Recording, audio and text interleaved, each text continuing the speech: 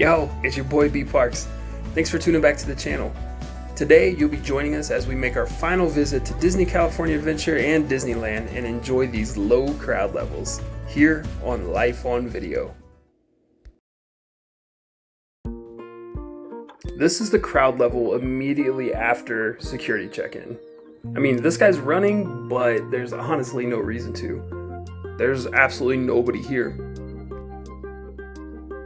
We decided to head to DCA first to start the day out, and here's the crowd level from walking immediately into DCA. I've honestly never had the privilege of spending a day inside a Disney park when the crowd levels are this low. Like I was saying in our nighttime videos, a visit to Cars Land during the day versus the night is completely different. The Halloween theming is still there. You can see the cones in the eyes as you get closer down to Radiator Springs, but the lights, you just can't see them. I had to sneak away with Baby Kiwi and get some pics. Baby Kiwi and I are out taking pictures because Mom and the boys are riding the ride. She's enjoying it. We actually ended up getting quite a few pics in with our Disney Max Pass before they were done with the ride. This part of DCA is a strong second favorite of mine next to Pixar Pier. This is the Hollywood Boulevard area. It's really fun. Right here we dipped into one of the gift shops and check out these mini ears. $600 for the Heidi Klum tiara headband mini ears. I mean, can you really call yourself a fan if you don't have those? I mean, let's be honest here. And no, we did not buy them. Now we've transitioned to lunchtime. We're having lunch at the Carthay Circle.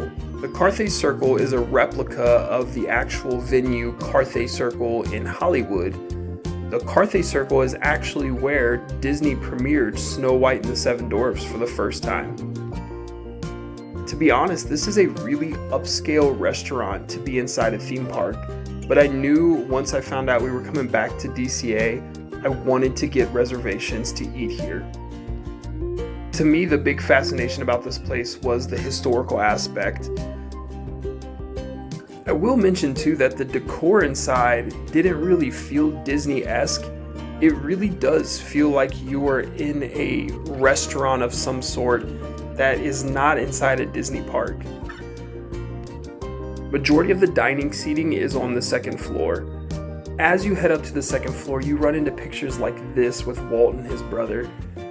You also run into more pictures like Walt right here with Shirley Temple, and then this iconic picture right here of Walt behind the camera. They've really turned the Carthay Circle inside DCA just into a memorial for Walt Disney, and it was such a privilege to be able to get reservations here. I was so thankful that they had them. And not only that, but the waitress took us to the most awesome place inside this venue to sit down. She took us to the very center and sat us down where you get the best view in the entire restaurant. This wine table was directly in the center of this four-way seating area. Directly above it was this beautiful artwork with these four chandeliers. And I kid you not, the waitress told me there was a hidden Mickey in the painting, and took me about 10 minutes. I found it. Braxton was actually able to find it too. I was pretty impressed. Here's the menu for Carthay Circle. Immediately on the first page, you'll notice they have all of the alcohol and wines and different cocktails that you can purchase.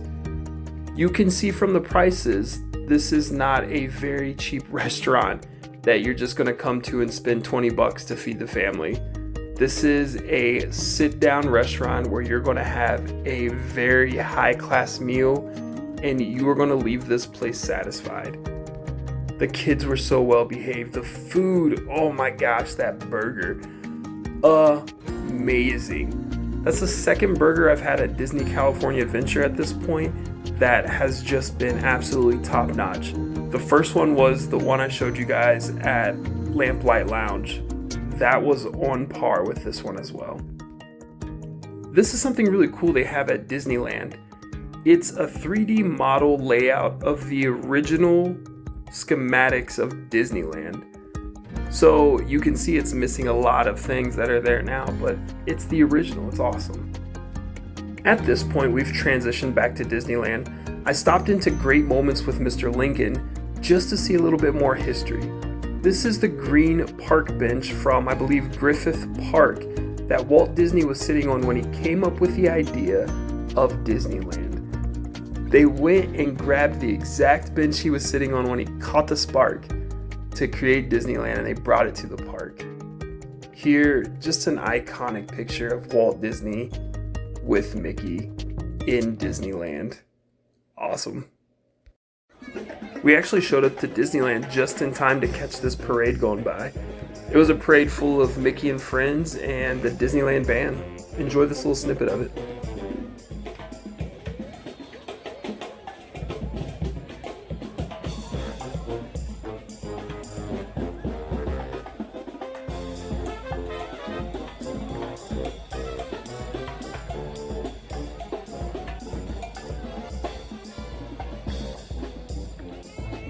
As you guys probably know by now about baby Kiwi, she's gotta get her exercise.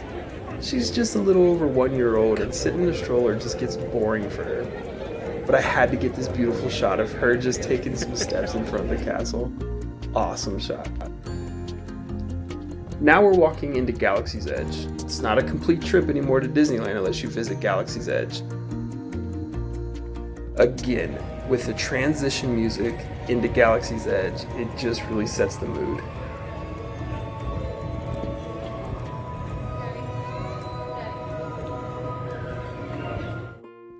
And we're through. This is a site that I don't think we've seen yet. It's just a different entrance into Galaxy's Edge coming from Frontierland. There are a couple different ways to get into Galaxy's Edge. We chose this one this time because we hadn't been this way. And we actually walked in on Kylo Ren. No, Lieutenant. I will get it. You are dismissed. Yes, sir. Thank you, sir. Troopers. I knew I couldn't leave without at least one ride on the Millennium Falcon Smugglers Run, so I decided to hop into the single rider queue. In the single rider queue, yes, you do miss some of the theming from the actual main queue, but my whole purpose here was just to get on the ride. Walking through the tunnels of the Millennium Falcon was an awesome experience, and then sure enough, boom, you pop out into the main lobby of the Millennium Falcon. Now you only get to spend about 3 to 5 minutes in here, but your eyes are busy the entire time. There's so many props. There's so much theming, there's sound, there's alarms, there's everything going on. And yes, they have the hollow chess table here. You can sit down, you can take a picture, you can reenact the scene. It's really, really awesome to see that here. Like I said, there's just a ton going on, so don't stop looking. You'll always see something new every time you turn your head. This is my participation card, so I'm basically going to be on the white team as an engineer. There are 3 different positions you can get. There's engineer, there's gunner, and there's pilot. I scored engineer. At this point, being so close to being on the ride, I'm all smiles. Let's get it.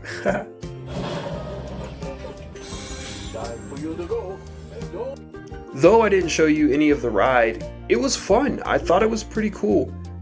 Just FYI, I did score 100% of my engineer position. I was on the left side, so if you think you're rocking with me, let me know. Maybe we can ride it together. But the coolest part about it is when you walk out and boom, the Millennium Falcon is right there on your left-hand side. They really make it feel like you just parked it and walked out. In the same fashion of visiting a foreign country, when you visit a foreign planet, you try their delicacies. This is the blue milk and the green milk. Try it. 2 hands, please.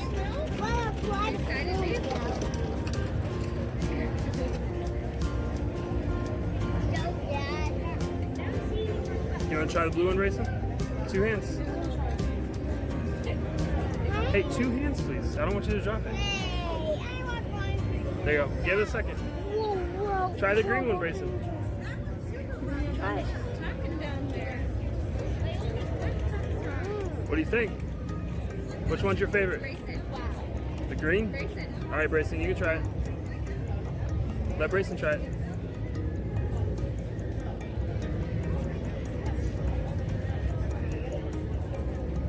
What do you think? Which one's the best? Try yours. Try the blue one. This is the best. Mine here. What do you think? It's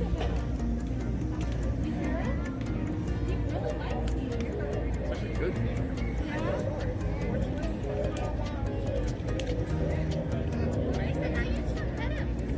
It's good.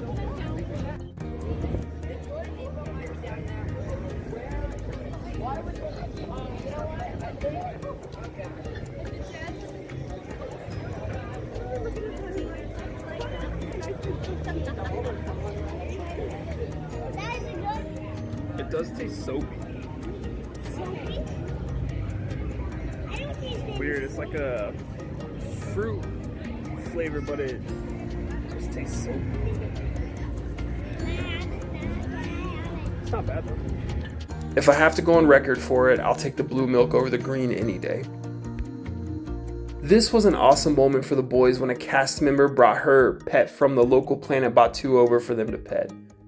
Though the boys were a little more interested in just drinking their milk. Kiwi. We're gonna go ride It's a Small World. We're having a good day. I'm absolutely full. We just ate at Pizza Planet. I had pasta and a slice of pizza. That's probably gonna be a wrap for eating tonight though for me. Stuffed. We had some good food today. Huh, Kiwi? Can you say hi? Say hi. There you go. There you go. About 6 hours left. We've done a lot today. We got a lot more to do, but we're having a blast. It's time to finish out. Just trip strong. Let's get it. No kid is too young to enjoy Disney. Here we are hopping on It's a Small World.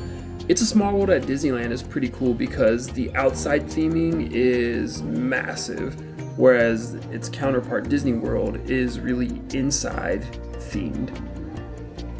It's a fun ride. It's an iconic Disney ride. You just kind of got to jump on it. No matter how catchy the song is, no matter how many hours after the ride you're probably going to sing the song, the kids love it, and it's just something you got to do when you come to Disney.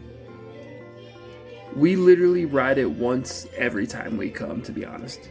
Immediately after that, we hopped on the Disneyland Railway Express for a quick ride, and it is awesome.